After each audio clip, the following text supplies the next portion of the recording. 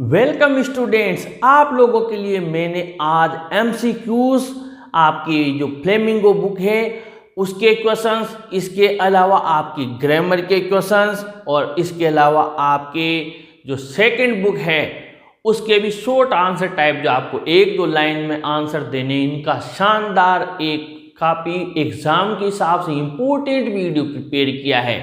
और साथ ही इसमें आपको स्वयं को सेल्फ इवेल्यूशन करने का भी मैं चांस दे रहा हूं।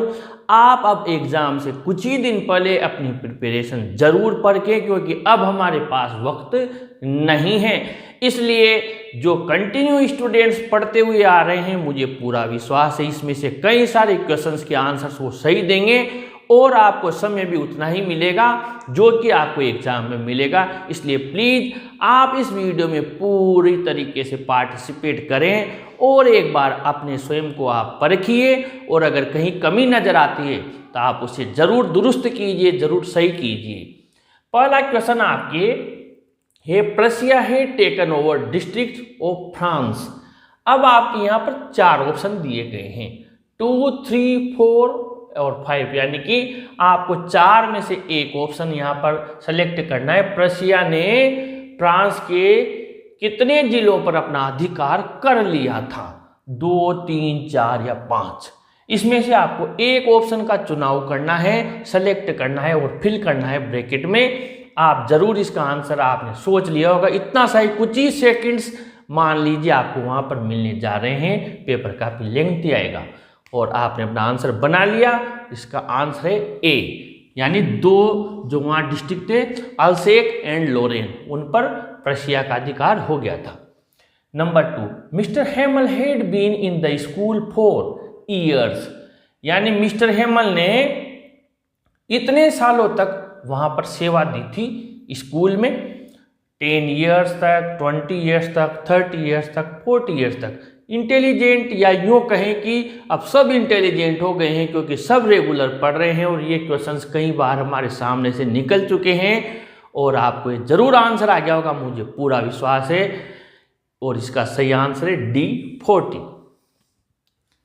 आगे बढ़ते हैं, question number 3, mister Hamel gave new blank space to the children on the day of his lesson. अब यहाँ पर हम लेसन के बजाय लास्ट लेसन कर देते हैं तो ज़्यादा बेटर क्वेश्चन बन जाएगा, क्योंकि ये उनका अंतिम पार्ट था और उस दिन उन्होंने कुछ चीज़ें वहाँ पर अपने चिल्ड्रन को डिस्ट्रीब्यूट की थी, पेन्स, पेंसिल्स, कॉपीज, या फिर ये सभी डिस्ट्रीब्यूट की थी। ऑल, आपको जो सही लगे आप उसका चुनाव कीजिए, आपको क्या सही लग रहा है और इसका सही जवाब जरूर आपने बना लिया होगा, क्योंकि ये क्वेश्चन, ये जो लाइन है, ये कल भी मैंने जो पीडीएफ डाली है उसमें भी मैंने शानदार क्वेश्चन बनाया है आपके शॉर्ट आंसर टाइप वाला, वो अगर आपने देखा है तो आपको जरूर आंसर आ गया होगा। और इसका सही आंसर है सी, कॉपीज, यानी न्यू कॉपीज उन्होंने डिस्ट्रीब्यूट की थी, जिसमें उन्होंने शानदार तरीके से अल्सेक फ्रांस लिखा हुआ था। Question number 4, mister Hamel had said that he would question us on. Mister Hamel ने कहा था कि वो हमसे प्रश्न पूछेंगे, कौन से टॉपिक के ऊपर? टेंसेज के ऊपर, पार्टिसिपल्स के ऊपर, नरेशन के ऊपर, सिनोनिम्स के ऊपर। किसके ऊपर वो क्वेश्चन पूछने जा रहे थे, जिस वजह से प्रिंस डरा हुआ था, उस दिन वो विद्यालय जाने से डर रहा था।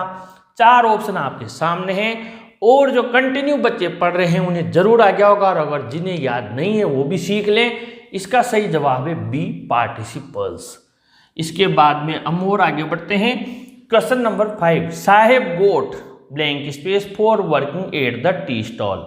चाय की दुकान पर काम करने के बदले साहेब को मिलता था 800 रुपये मिलते थे। ऑल इज मील्स, उसको पूरा भोजन मिलता था, सुबह शाम का जब भी भोजन था। सी, बोथ ए एंड बी, यानी 800 रुपये भी मिलते थे और उसको पूरे भोजन भी मिलते थे, यानी दोनों तीनों टाइम का खाना भी मिलता था। और डी में है 800 रुपये मिलते थे और 1 टाइम फूड दिया जाता था, एक समय का खाना उसको दिया जाता था। ये चार ऑप्शन है, इनमें से सही आंसर आपका कौन सा है जरूर आपने सोच लिया होगा, और इसका सही आंसर है C, both A and B. इसके बाद में हम आगे बढ़ते हैं, question number 6, Mukesh wants to become a pilot, driver, motor mechanic, bangle maker. Mukesh बनना चाहता है और ये तो अधिकतर स्टूडेंट्स को आ ही गया होगा, बहुत सिंपल है, कई बार आ भी चुका है, इसमें ज़्यादा समय नहीं लेंगे और इसका सही आंसर है सी, मोटर मैकेनिक। उसके बाद में हम आगे बढ़ते हैं। अबाउट रेग पिकर्स लिव इन सीमापुरी। लगभग इतने रेग पिकर्स, कचरा इकट्ठा करने वाले, बीनने वाले रहते हैं सीमापुरी में। 10,000, 15,000, 20,000, 25,000 कितने रहते हैं? और आपका आंसर जरूर आ गया होगा क्योंकि ये भी कई बार आ चुका है, सीमापुरी वाला जो हमने लॉन्ग आंसर टाइप क्वेश्चन बनाए रखा है उसमें भी दिया हुआ है। और इसका सही आंसर है ए, 10,000। इसके बाद में हम आगे बढ़ते हैं क्वेश्चन नंबर 8 में। About blank space children work around the hot furnaces. लगभग इतने बच्चे गर्म भट्टियों के आसपास काम करते हैं। ए में है 20,000, बी में 15,000, सी में 10,000 और डी में है 5,000। कितने बच्चे लगभग गर्म भट्टियों के आसपास काम करते हैं? और आपको ये आंसर भी कई बार आ चुका है और इसका सही जवाब है ए, 20,000। इसके बाद में हम और आगे बढ़ते हैं क्वेश्चन नंबर 9 की तरफ।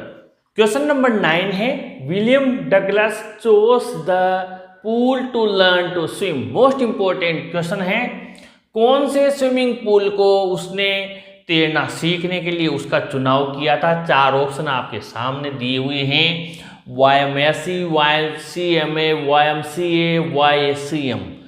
और आपको इसमें से सही का सिलेक्शन करना है। 4 ऑप्शन आपके सामने है, मोस्ट इंपॉर्टेंट क्वेश्चन है, हमने पहले भी इसको कई बार याद किया है, आज फिर आपके सामने 4 ऑप्शन है, ABCD। आपको एक का चुनाव करना है और जरूर आपने आपका आंसर सोच लिया होगा और इसका सही आंसर है सी, YMCA। इसके बाद में हम आगे बढ़ते हैं आपके question number 10। The pool was blank space feet deep at the shallow and. उथले हुए छोर पर यह जो स्विमिंग पूल था, ये गहराई इसकी कितनी थी? 2 फीट थी, 3 फीट थी, 4 फीट थी या 2 और 3 फीट थी? 2 या 3 थी, पता नहीं है, 2 थी या 3 थी।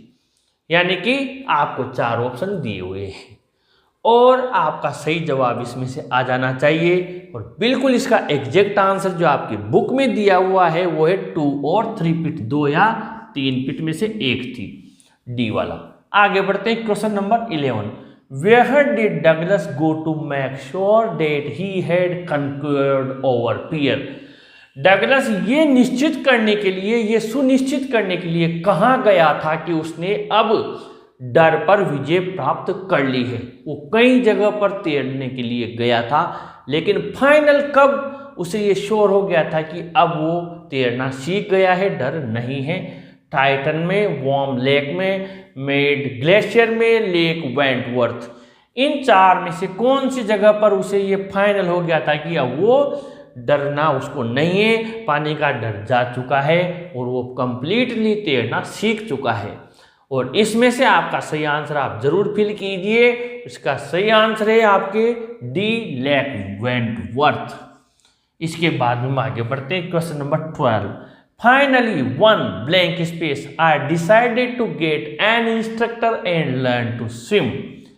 आखिरकार एक, और उसके बाद में आपके मंथ का नाम है, उस महीने में पहला दिन मैंने निश्चय किया, एक दिन मैंने निश्चय किया कि मैं अब एक इंस्ट्रक्टर रखूंगा और तैरना सीखूंगा। 4 आपके सामने ऑप्शन है, नवंबर, अप्रैल, सितंबर, अक्टूबर।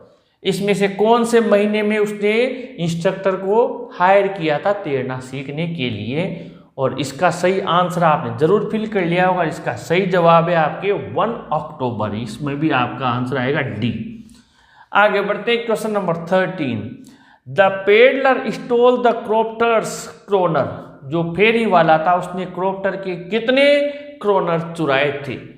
30, 40, 20, 50। इनमें से आपको सही चुनाव करना है। ये तो बहुत ईजी लग रहा होगा, बहुत सिंपल लग रहा होगा जो कंटिन्यू स्टूडेंट्स MCQs और अपने वीडियोस देख रहे हैं, और शायद आपको इसका जवाब आ गया होगा, और जिन्हें पता नहीं है वो भी सीख लें। इसका सही जवाब है ए, 30 क्रोनर। इसके बाद में हम आगे बढ़ते हैं question number 14। The iron master mistook the peddler as his. Iron master ने गलती से फेरी वाले को उसका क्या समझा था? Old friend, relative, farmer worker और इनमें से कुछ नहीं। यानी उसने जब वह रात के अंधेरे में वो गया था तो उसने उसे क्या समझा था, क्या सोचकर वो उसे घर ले जाना चाहता था। 4 ऑप्शन आपके सामने हैं। क्या उसने उसे उसका पुराना मित्र समझा था, या पुराना रिश्तेदार, या उसके वहाँ पर जो उसकी फैक्ट्री थी, जो कारखाना था, वहाँ काम करने वाला कोई पुराना वर्कर, या इनमें से कोई नहीं। और इसका सही जवाब है ए, ओल्ड फ्रेंड, क्योंकि वो दोनों पहले आर्मी में थे, इसलिए उसने उसका पुराना मित्र समझा था। Question number 15, the peddler signed himself as Von Stahle. Captain ने जो साइन किए थे, उन साइन पर उसने अपनी एक रैंक लिखी थी आर्मी की। वो रैंक क्या लिखी थी? ये नाम के पहले एक रैंक लिखी थी उसने। मोस्ट इंपॉर्टेंट है, जो एडला के लिए पत्र वो छोड़कर गया था उसमें उसने लिखी थी। और इसमें एक रैंक है ब्रिगेडियर, मेजर, लेफ्टिनेंट, कैप्टन। क्या वो लिख कर गया था, क्या साइन किए थे उसने? और इसमें जो आपका आंसर आएगा आपने जरूर सोच लिया, और वो आंसर है डी, कैप्टन। इसके बाद में 16, the gift left by the peddler for एडला head. जो पेडलर लास्ट में एक न्यूज़पेपर में, अखबार में, कुछ कागज में लपेट कर एक गिफ्ट छोड़ कर गया था एडला के लिए, तो वो गिफ्ट क्या था? उसमें क्या था? उस गिफ्ट में क्या क्रॉप्टर्स स्टोलन मनी, जो पैसे उसने क्रॉप्टर के चुराए थे वो, आ स्मॉल रेड ट्रैप, या एक छोटी चूहेदानी थी उसके अंदर, या फिर क्रॉप्टर के पैसे थे, या लेटर, या एक पत्र था, या डी ऑल, या सभी थे उसमें? क्या थे इनमें जो वो गिफ्ट छोड़ के गया था एडला के लिए? और बिल्कुल सही आंसर है इसका, आपने जरूर सोच लिया होगा डी ऑल, क्योंकि वो एक तो छोटी चूहेदानी छोड़ के गया था, उसमें उसने वो 10-10 क्रोनर के 3 नोट थे जो 30 क्रोनर चुराए थे वो थे, और एक लेटर भी लिख कर गया था जिसमें वो कैप्टन वॉन स्टेल के साइन करके गया था। इस प्रकार ये सभी छोड़ के गया था। और आगे बढ़ते हैं। क्वेश्चन नंबर 17 है, the name of iron masters wife was. यानी लोहपति जो आयरन मास्टर था उसकी पत्नी का नाम क्या था? Elizabeth, एडला, Maria, Venus. इनमें से क्या नाम था? ये भी क्वेश्चन रिपीट हुआ है, पहले भी हमने आपको बता दिया, और अधिकतर को आ गया होगा। इसका आंसर है ए, एलिजाबेथ। इसके बाद में हम आगे बढ़ते हैं। Question number 18, 8 blank space iron master and his daughter learning about the theft at the old crofter's house by a peddler. इस स्थान पर लोहपति को और उसकी बेटी को ये पता लग गया था कि एक पुराने या बूढ़े किसान के घर में चोरी की गई है एक फेरी वाले के द्वारा।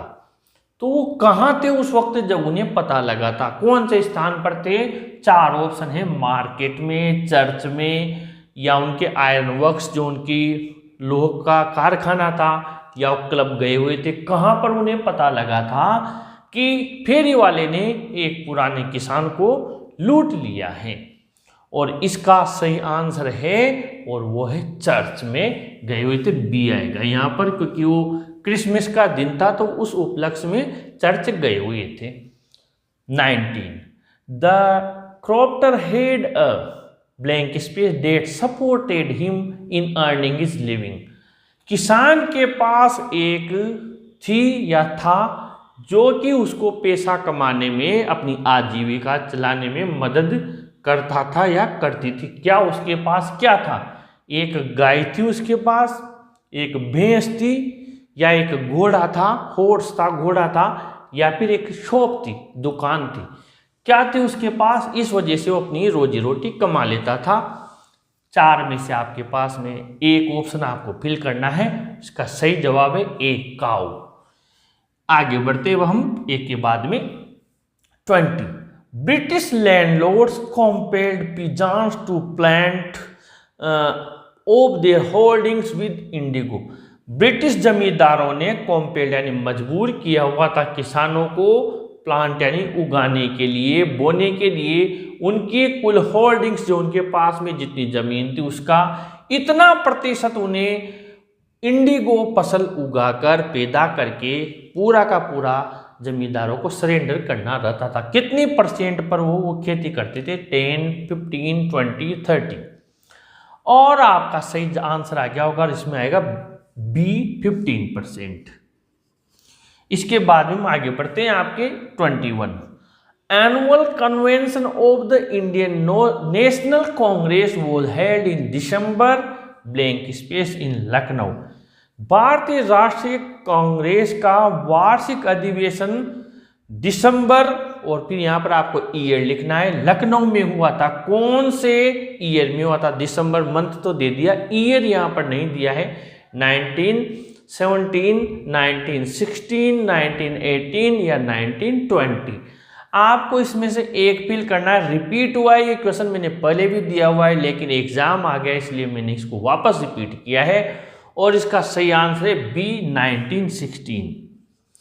उसके बाद में हम और आगे बढ़ते हैं। Question number 22। Gandhi ji demanded of amount a refund to the peasants, यानी किसानों के लिए गांधी जी ने कितना प्रतिशत अमाउंट रिफंड का डिमांड किया था? 25%, 50%, 75%, 100%। इसमें से आपको एक ऑप्शन का चुनाव करना है। कितना परसेंट? जब उनके वहाँ पर एक आयोग का गठन किया था, गांधी जी एकमात्र सदस्य थे किसानों की तरफ से, इनके रिप्रेजेंटेटिव थे, कितना प्रतिशत डिमांड किया था? इसका सही आंसर आएगा बी 50%। इसके बाद में और आगे बढ़ते हैं हम। Question number 23। Gandhi ji agree to a settlement of blank space refund to the peasants. Gandhi ji इस समझौते पर सहमत हो गए कि इतना रिफंड यानी वापस पैसा किसानों को दे दिया जाए। कितने प्रतिशत जब उन्होंने जमींदारों ने कहा और गांधी जी एग्री हो गए, तो यहाँ पर 4 ऑप्शन है, 25%, 50%, 30%, 40%। कितना परसेंट? उन्होंने 50% डिमांड किया था, इसमें से कितना प्रतिशत उन्होंने लेने पर राजी हो गए? क्या वो 50% पर, 30%, 40% या 25%? तो आपका आंसर आपने जरूर फिल कर लिया होगा। इसका सही आंसर आएगा 25%। इसके बाद में हम आगे बढ़ते हैं आपके question number 24। Gandhi ji decided to go first to blank space to obtain more information. Gandhi ji ने पहले इस जगह पर जाने का निर्णय किया था ताकि वो और ज़्यादा सूचना प्राप्त कर पाए जो कि राजकुमार शुक्ला उन्हें नहीं दे पाया था। तो उन्होंने कहाँ जाने का निर्णय किया? पहले पटना, चंपारण, मोतिहारी, मुजफ्फरपुर। इनमें से कौन से स्थान पर गांधी जी सबसे पहले जाना का चाहते थे, जाने का उन्होंने निर्णय लिया था? 4 ऑप्शन आपके सामने हैं और इसका सही आंसर आपने जरूर सोच लिया होगा। इसका सही आंसर है डी मुजफ्फरपुर। इसके बाद में और आगे बढ़ते हैं। Question number 25। With whom was Douglas when the childhood water incident happened, यानी जब बचपन में उसके साथ दुर्घटना हुई थी, पानी में वो लहरों के नीचे दब गया था, लहरें उसके ऊपर आ गई थी, तब वो किसके साथ वहां पर गया था? समुद्र के किनारे। 4 ऑप्शन है, बहुत ईजी है और सभी को आ गया होगा। और इसका सही आंसर आपको क्या पिता के साथ, माता के साथ, भाई के साथ या वो अकेला था? इसका सही आंसर है ए फादर। इसके बाद में question number 26। The native place of Sahib is, यानी साहिब का मूल स्थान कौन सा है? दिल्ली, सीमापुरी, ढाका, गुड़गांव। कहाँ के वो रहने वाले, मूल स्थान कहाँ है उनका? और इसका सही आंसर है सी ढाका। इसके बाद में question number 27। Who told Douglas about Yakima river, Yakima river के बारे में लगातार चेतावनी कौन देता रहता था, कौन बताता था? और सभी को यह आंसर जरूर आ गया होगा। और इसका सही आंसर है ए मदर, यानी डगलस की माँ हमेशा डूबने वाली घटना से उसे तरोताजा रखती थी उसके दिमाग में। Question number 28। The क्रॉप्टर was without wife, और जो किसान था वो था बिना पत्नी के, और इसके अलावा घर, हट, झोंपड़ी, हॉवेल और चाइल्ड। इसका मतलब झोंपड़ी होती है और चाइल्ड यानी बच्चा बच्ची नहीं था, पत्नी भी नहीं थी। जो भी आएगा आप इसका आंसर बताइए। इसका सही आंसर है ये झोंपड़ी में तो रहता था वाइफ के साथ, चाइल्ड आएगा यहाँ पर डी वाला। इसके बाद में हम आगे बढ़ते हैं question number 29। Who French passed by the blank space while going to school. जब स्कूल जा रहा था तो वहां से गुजरा था जहां उसे बहुत भीड़ नजर आई थी। और आपको जरूर आंसर आ गया होगा, सिनेमा हॉल के पास से, चर्च के पास से, टाउन हॉल के पास से, इंडस्ट्री के पास से, कहाँ से गुजरा था वो स्कूल जा रहा था। इसका सही आंसर है सी, टाउन हॉल के पास से। आगे बढ़ते हैं question number 30। Where did Douglas find himself after he was saved. जब वो पानी में से बाहर निकाल लिया गया था, या फिर वो जब उसे होश आया, जब वो तीसरी बार डूबकर एकदम उसने सोच लिया था मैं मरने ही वाला हूं, तब वो कहाँ था जब वो बचा लिया गया? तो क्या वो स्विमिंग पूल के पास था, घर पर था, या हॉस्पिटल में था, या फिर इन लॉकर रूम यानी चेंजिंग रूम में था? कहाँ पर था? उन चार में से एक ऑप्शन आपको चुनना है। यहाँ पर चार में से कौन सा सही रहेगा? कहाँ था वो? घर पर था, पूल में था, पूल के पास में? इसका सही आंसर है नियर द पूल। आपको पता होगा उल्टियां करता हुआ बिल्कुल बिसाइड द पूल, ये लाइन आई हुई है, इसमें आएगा ए, नियर द पूल। आगे बढ़ते हैं question number 31। Who was the then lieutenant governor? ये इंडिगो से लिया है। उस समय के लेफ्टिनेंट गवर्नर कौन थे? Sir Edward Gait, sir Henry, sir Ford, sir Hedley. और इसका सही आंसर है सर एडवर्ड गेट, ए वाला। इसके बाद में हम आगे बढ़ते हैं क्वेश्चन नंबर 32।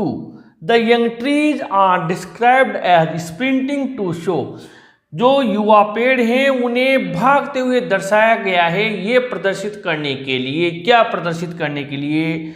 सैडनेस, उदासी, टाइम पासेज क्विकली, समय तेजी से गुजरता है, यूथ पासेज क्विकली, जवानी जल्दी से गुजरती है, हैप्पीनेस, प्रसन्नता बताने के लिए। चार में से कौन सा ऑप्शन आएगा? यंग ट्रीज को तेजी से भागता हुआ बताया गया है। भागता हुआ क्यों बताया गया है? और इसका सही आंसर आपको बताना है। सही आंसर चुनिए। उसका सही आंसर है सी, यूथ पासेज क्विकली। आगे बढ़ते हैं question number 33। Driving from my parents home to Cochin last. ये पूरी लाइन करनी है आपको, लाइन कंप्लीट करनी है।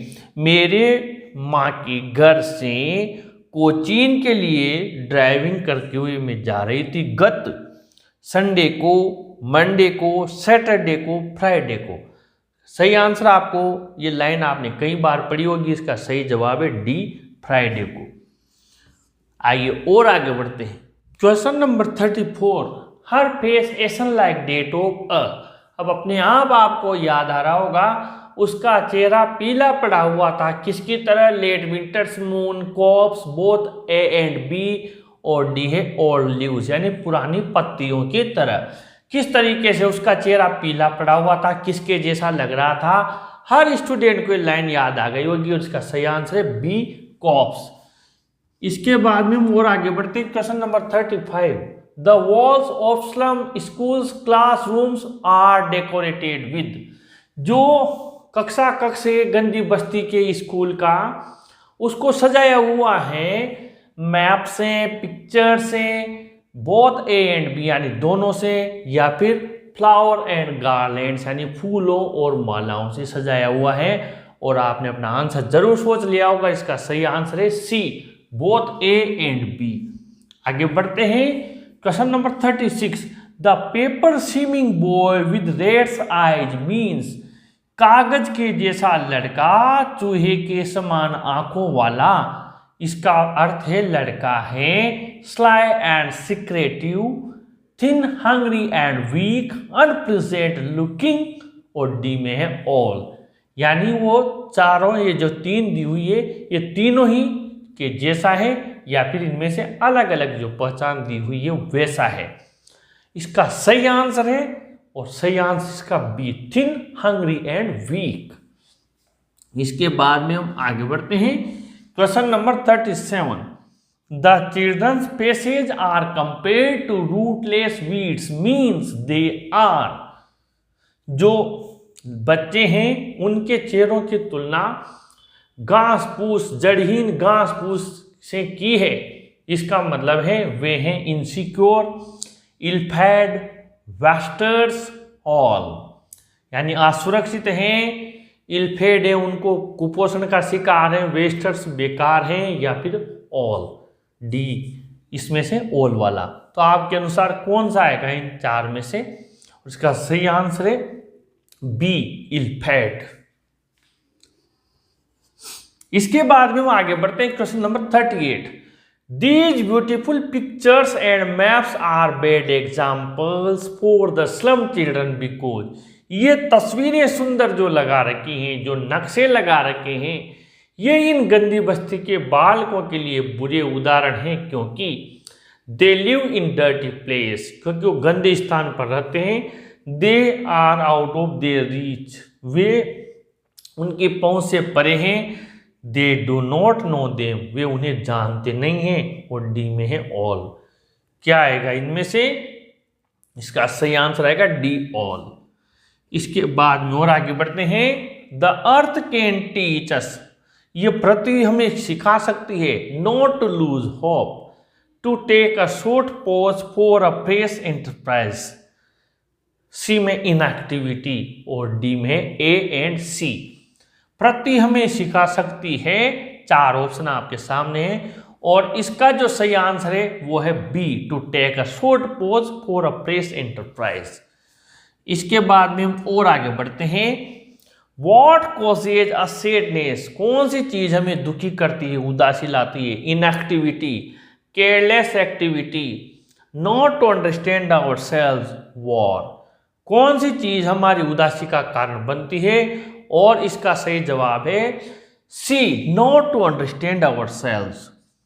आगे बढ़ते हैं 41। The name of the poet of the poem keeping quiet is, keeping quiet के कवि हैं Robert Frost, Pablo Neruda, John Keats, Wordsworth, और इसका सही जवाब है बी, पैब्लो नेरूदा। अब इसके बाद में हम और आगे बढ़ते हैं। Question number 42। A thing of beauty poem is composed bye, यानी अ थिंग ऑफ ब्यूटी कविता की रचना की है। चार ऑप्शन आपके सामने, जॉन कीट्स ने, रॉबर्ट फ्रॉस्ट ने, जॉन डन ने, या फिर एड्रियन रिच ने। इनमें से आपको एक ऑप्शन का चुनाव करना है, और आपने अपना आंसर लिख लिया होगा, जरूर नोट कर लिया होगा। इसका सही आंसर है अ थिंग ऑफ ब्यूटी के पोइट हैं जॉन कीट्स, यानी कि यहां आपका आंसर आएगा ए। आगे बढ़ते हैं क्वेश्चन नंबर 43 में। Which is not among the beautiful things mentioned in the poem, वो कौन सी सुंदर वस्तु नहीं है? ये चार ऑप्शन में से जो आपकी कविता में दी गई है, उनमें से कौन सी वस्तु ऐसी है जो आपकी कविता में नहीं है और इन ऑप्शंस में दी हुई है? आपको एक ऑप्शन का चुनाव करना है। आपको पता होगा कौन सी वस्तु नहीं दी गई है, नहीं सुंदर वस्तु में काउंट की है, और इसका सही आंसर है बी, द स्टार्स। उसके बाद में हम और आगे बढ़ते हैं। Question number 44। They do not fear the blank space beneath the tree, वे पेड़ के नीचे खड़े हुए हैं से भी नहीं डरते हैं। ये दे कौन है? आंट जेनिफर के टाइगर्स। किससे नहीं डरते हैं? पेड़ के नीचे खड़े हुए मेन से, प्लूरल मेन से, सिंगुलर मेन से, पीपल लोगों से, पर्सन्स व्यक्तियों से। चार है, ये आपकी पोएम की लाइन है। इनमें से कौन यहाँ पर व्यक्ति है जिससे वो नहीं डरते हैं? मेन है, एम-ए-एन है, सिंगुलर है, पीपल है, पर्सन्स है। आपको एक आंसर का चुनाव करना है, और इतना ही समय आपको एग्जाम में मिलेगा, और इसका सही आंसर है ए वाला, मेन, M-E-N। आगे बढ़ते हैं। Question number 45। Aunt Jennifer's tigers prance across a, चाची जेनिफर के बाघ उछलते हैं अक्रॉस, इस पार से उस पार, स्क्रीन एक पर्दे पर, वुड यानी जंगल में, ट्री यानी पेड़ पर, पॉन्ड यानी तालाब के इस पार से उस पार। कहां पर वो उछलते हैं? चार ऑप्शन आपके सामने दिए हुए हैं, और इसका सही आंसर आपको सेलेक्ट करना है, और इसका सही आंसर आपने जरूर सेलेक्ट कर लिया होगा। सही आंसर है ए, स्क्रीन, क्योंकि चाची जेनिफर ने उन्हें उकेरा है, बनाया है स्क्रीन पर। Question number 46, here is a story I want to tell it.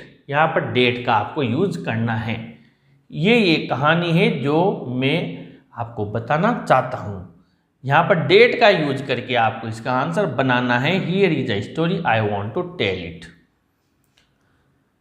तुरंत इसका आंसर बना लीजिए, फिर मैं आपको आंसर बता रहा हूँ, क्योंकि अब एग्जाम आ गया, अब डायरेक्ट आपको वहाँ करना है, ज़्यादा समय नहीं है। और इसका सही आंसर है हियर इज अ स्टोरी, और ये इट हट जाएगा और ये डेट यहाँ पर आ जाएगा, that I want to tell. Here is a story that I want to tell, और ये इट हट के फुल स्टॉप यहाँ लग जाएगा। Question number 47, he asked the passengers to push the car, the car was not starting. इसमें that का use करना है और आपको तुरंत डेट फिल करके इसको कंबाइन करना है सेंटेंस को। कहाँ पर डेट आएगा, ये आपका कंप्लीट सेंटेंस है, इसमें आपको डेट यूज करना है। और इसमें आपको डेट कहाँ पर यूज करना है, जहाँ पर नाउन दोबारा आ रही हो, यानी कि एक ही चीज जब दोबारा आ रही हो, या तो उसकी जगह जैसे इट आया ऐसे प्रोनाउन आ जाए, या फिर वही नाउन रिपीट हो जाए तो उस बाद वाली नाउन को मटाकर वो रिलेटिव प्रोनाउन वहां लगा देते हैं। यानी कि यहाँ पर ये द कार हम हटा देंगे और यहाँ पर हम क्या करेंगे, डेट लगा देंगे। यानी he asked the passenger to push the car, that was not starting. आगे बढ़ते हैं 48, ही wouldn't say he was going. अब यहाँ पर वेयर का आपको यूज करना है। ही wouldn't say he was going, यहां पर आपको वेयर का यूज करना है। अब यहां पर वेयर का यूज करना है, और जगह तो हियर या देयर आता है, उसे हमें हटाना रहता है, लेकिन यहां पर हियर एंड देयर कुछ भी दिया हुआ नहीं है, यानी हमें डायरेक्ट वेयर का यूज करना है। तो हम वेयर का यूज करेंगे, ही वुडंट से, और इस जगह पर वेयर का यूज कर देंगे। वेयर ही वॉज गोइंग, वो नहीं बताएगा कि वो कहां जा रहा है। Question number 49, the thinker is a real philanthropist. यानी जो थिंकर है वो वास्तविक फिलेंथ्रोपिस्ट है। पीपल फॉलो हिम, लोग उसे फॉलो करते हैं, उसका अनुसरण करते हैं। होम का यूज हमें करना है।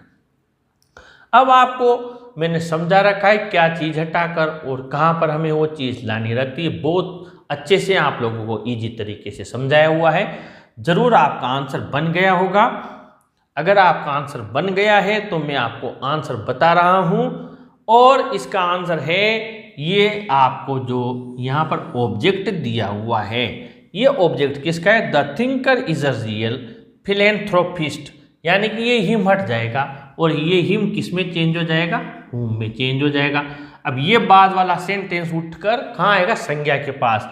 यानी कि ये जो द थिंकर है इस जगह पर, इसके बाद में फिर ये जो सेंटेंस है आगे आ जाएगा, यानी ये हुम ये यहाँ आ जाएगा, द थिंकर हुम, फिर पीपल, फिर हम लिख देंगे फॉलो, हुम पीपल फॉलो।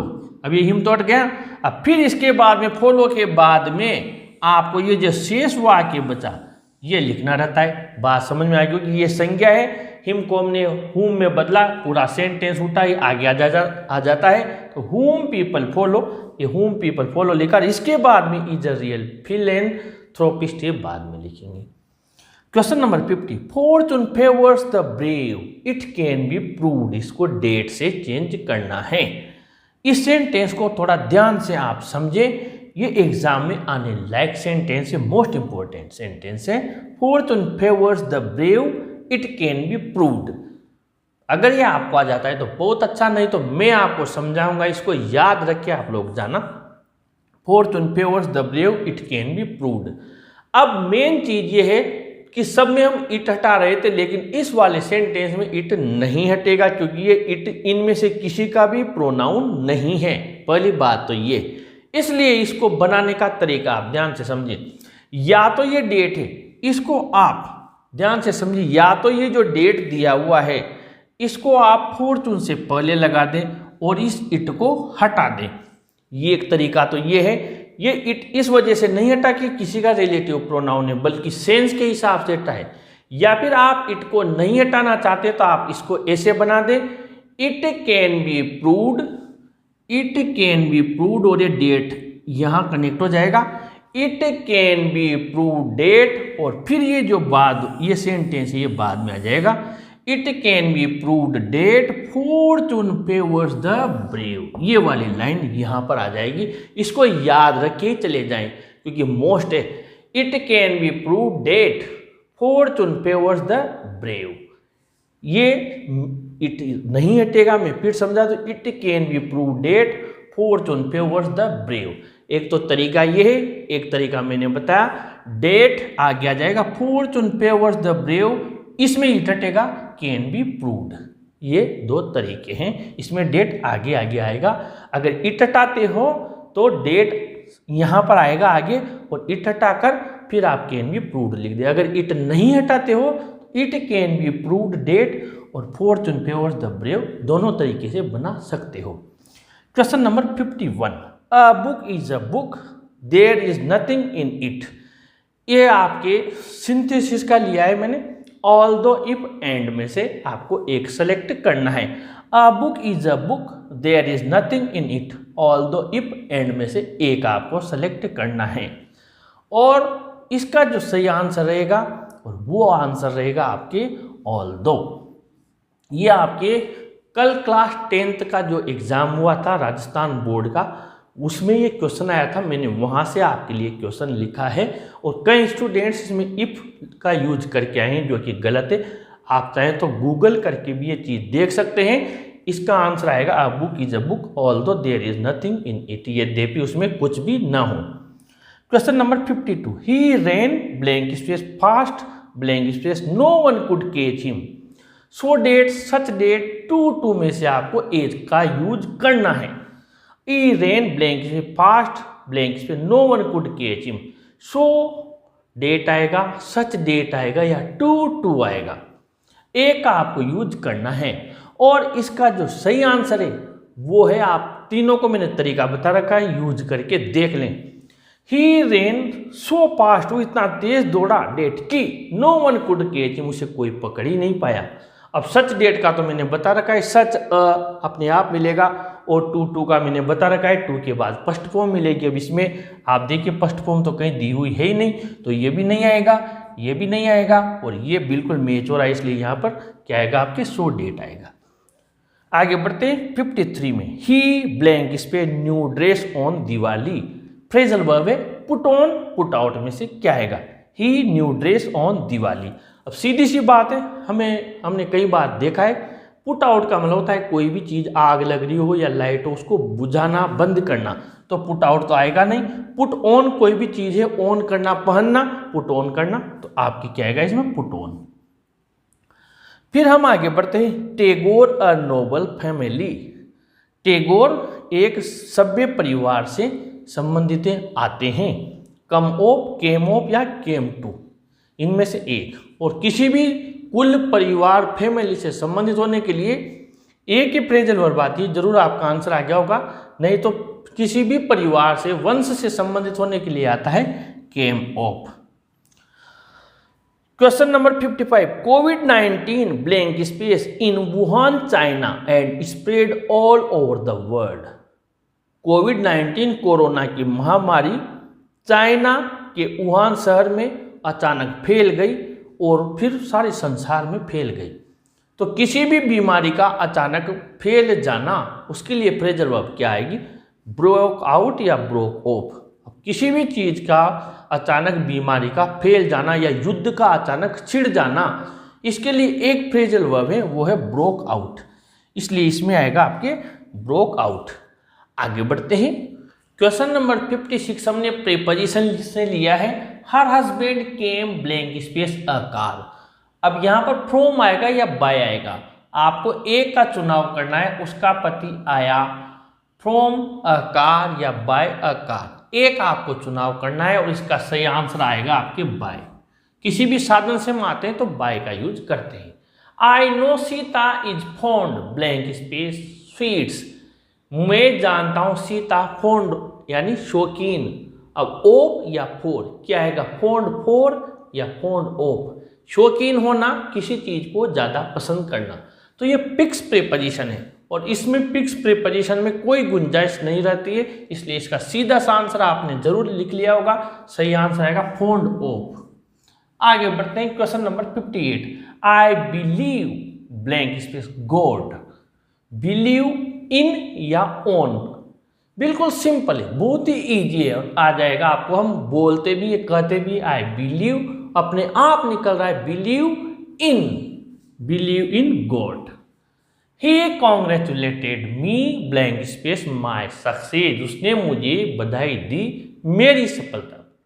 फॉर या on, congratulated me for my success या ऑन माई सक्सेस, एक आपको यहां पर सेलेक्ट करना है फॉर या ऑन, इसका सही जवाब रहेगा congratulated on. The poor man died blank space cancer, गरीब आदमी डाइड मर गया कैंसर से। ऑफ या फ्रॉम में से क्या आएगा? अब यहां पर फिक्स प्रीपोजिशन है किसी बीमारी से मरने के लिए, died of, fix preposition died of. Chairs are made wood, कुर्सियां बनी हुई हैं लकड़ी की। फ्रॉम या ऑफ, क्या आएगा इसमें से? Chairs are made from wood या ऑफ वुड। किसी भी चीज के लिए आप अपना आंसर फिल कर ले, मैं समझाता हूं फिर। किसी भी चीज को बनाने के लिए अगर वो चीज उसमें नजर आती है, उसका मूल स्रोत वो नजर आता है, तो फिर उसके लिए मेड ऑफ आता है। जैसे मान लीजिए house is made of BRICS, आपको ईंटें नजर आ रही हैं, इस प्रकार से ऐसे ही कोई चीज बनी हुई है जिसमें वो चीज नजर आ रही है, तो फिर वो ऑफ है। और अगर उसका स्वरूप बदल जाता है, उसकी फॉर्म बदल जाती है, तो फिर फ्रॉम आता है। Policeman were running blank space थी, पुलिस वाले दौड़ रहे थे चोर के पीछे। बिहाइंड यानी भी पीछे होता है और आफ्टर यानी भी पीछे होता है।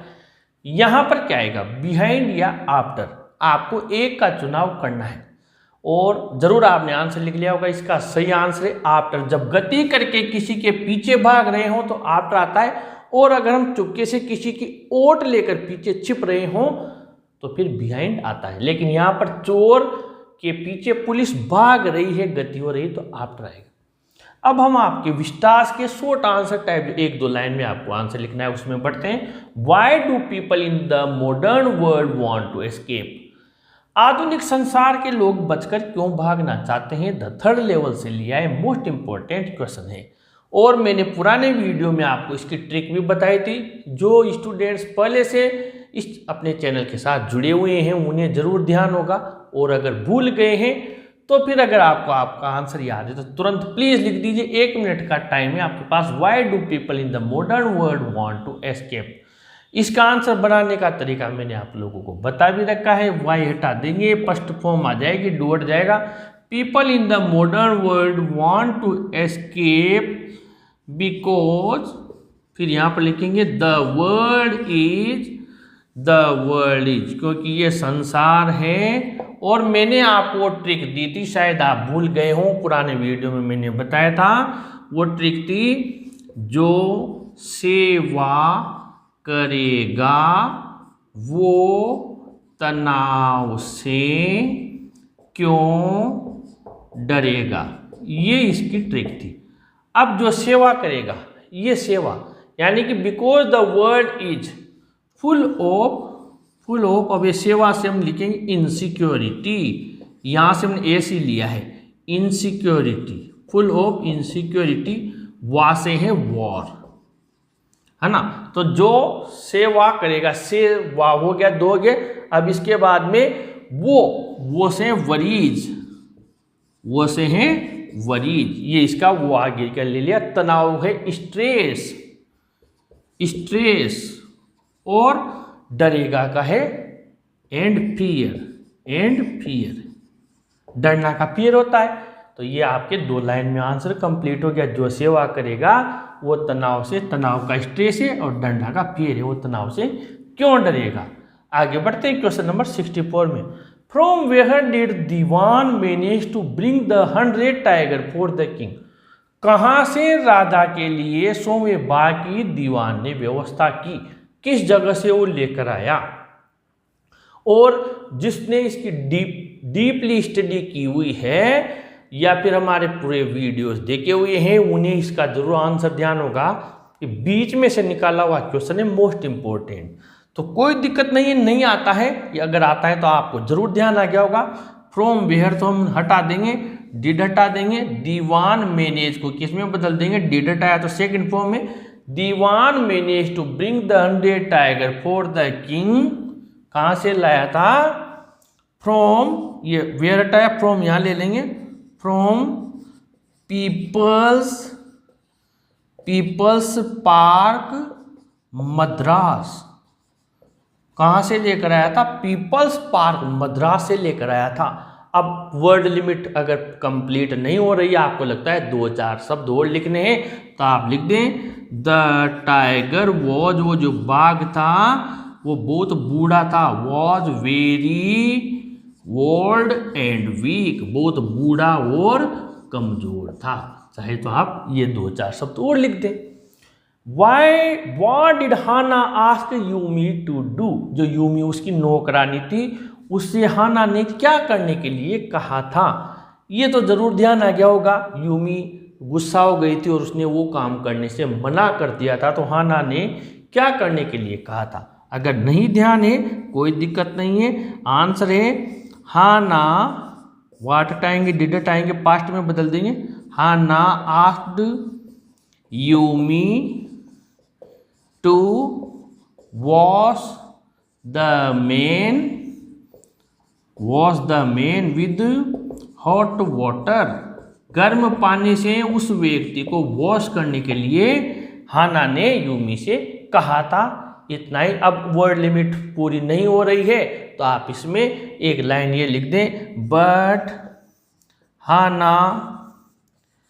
हाना रिफ्यूज्ड, मना कर दिया, रिफ्यूज्ड टू डू सो, लेकिन हाना ने ऐसा करने से मना कर दिया। शी गोट एंग्री, वो नाराज हो गई, ये भी लिख दो, तब वर्ड लिमिट कंप्लीट होगी। बहुत सिंपल हम बना रहे हैं। आगे बढ़ते हैं। क्वेश्चन नंबर 66 है, what example does Mr Lamb give to avoid inferiority complex in Derry's mind, यानी कि जो डेरी के दिमाग में एक इंफीरियोरिटी कॉम्प्लेक्स आ गया था, यानी कि उसके अंदर दुर्भावना आ गई थी मन में, उसको दूर करने के लिए मिस्टर लेम ने क्या किया। इसका आंसर आपको लिखना है कि उन्होंने क्या उदाहरण देकर डेरी को समझाया था कि सभी तरह के लोग होते हैं और ये कोई बड़ी बात नहीं है किसी में कोई शारीरिक कमी है। तो इसका आंसर आपको आता है तो बहुत अच्छा, नहीं तो मैं इसका आंसर आपको बता देता हूँ। इसका आंसर है what example does Mr Lamb give, तो आपको डज हटा देना है और मिस्टर लेम गिव से हम इसको बना लेंगे, यानी इसको हम बना लेंगे मिस्टर लेम गिव्स, इसको हम लिखेंगे मिस्टर लैम गिव्स, यहाँ पर एन एग्जाम्पल ऑफ फ्लावर, एक फूल का, और एंड वीड, और एक खरपतवार का, वो उसे उदाहरण देते हैं। तो यहाँ पर मिस्टर लेम उसे बताते हैं a weed is also grown green, यानी एक जो खरपतवार होती है वो भी हरी ही उगती है। They both have their importance, दोनों का ही महत्व होता है, एट देयर प्लेसेज, अपने अपने स्थान पर उन दोनों का ही महत्व होता है, ऐसा वो डेरी को समझाते हैं। What were the scenes that attracted बामा while returning from school, school से लौटते समय बामा को कौन से दृश्य आकर्षित करते थे। मैंने यहाँ पर शॉर्ट में आप लोगों को समझाने के हिसाब से लिखा है, आपको जरूर ध्यान आ गया होगा। Monkey, snake, cyclist, 3 days, Pongal openings, street lights. अब अगर आपको इसे ध्यान नहीं आ रहा है तब भी आप इसको शॉर्ट में या लॉन्ग आंसर में जैसे भी वो पूछे आप बता सकते हो। अगर शॉर्ट में पूछा जाए तो आप इसको यहाँ पर लिख सकते हैं। जैसे मान लीजिए अगर शॉर्ट में पूछा जाए तो डायरेक्ट आप लिख सकते हैं डांसिंग मंकी, स्नेक चार्मर, या the snake which the snake charmer kept in box. आप इसे भी लिख सकते हैं। जैसे कौन कौन से सीन थे तो द सीन्स डेट अट्रैक्टेड, यहाँ पर डेट अट्रैक्टेड बामा। अब भले आप इसको शॉर्ट करना है इसलिए वो चीज़ें हम नहीं लिख रहे। वाइल रिटर्निंग फ्रॉम स्कूल, या लिख भी सकते हैं वाइल रिटर्निंग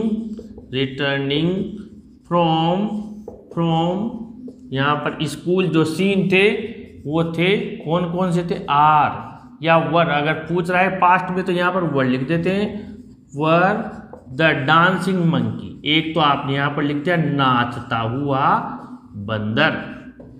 फिर आप यहाँ पर कोमा लगा दे। द स्नेक वो सांप, कौन सा सर्प, विच द स्नेक चार्मर सांप दिखाने वाला सपेरा, snake charmer kept in the box जो वो उसे बॉक्स में रखता था। और इसके अलावा द साइकिलिस्ट साइकिल पे चलने वाला, the cyclist who did not gate of जो नहीं उतरा था, गेट ऑफ हिज साइकिल या बाइक जो भी लिखें, फॉर 3 डेज 3 दिन तक साइकिल से ही नहीं उतरा था। एक तो ये भी सीन था। इसके अलावा पोंगल, जो पोंगल त्योहार होता है, पोंगल यहाँ पर पोंगल ओपनिंग्स जो प्रसाद है, बीइंग कुक्ड पकाया जा रहा था, being cooked in front of temple या बिफोर टेम्पल मंदिर के सामने, in front of the temple ये भी उसे आकर्षित करता था। और इसके अलावा एंड द स्ट्रीट लाइट्स, जो स्ट्रीट लाइट्स थी क्या करती थी वो, चेंजिंग द कलर्स जिनके रंग बदलते रहते थे। ये सारी चीजें क्या करती थी, बामा को आकर्षित करती थी। ये सब हमने लिख दिए। इस प्रकार हमने 67 क्वेश्चंस किए हैं हम, और ऐसे ही आप लोगों के लिए टेस्ट के रूप में और मोस्ट क्वेश्चंस लेकर फिर नए वीडियो के साथ आपके सामने उपस्थित होंगे। इस वीडियो को अपने फ्रेंड्स को जरूर शेयर करें, जरूर लाइक करें और अपने चैनल को भी जरूर सब्सक्राइब करें स्टूडेंट्स। Thank you.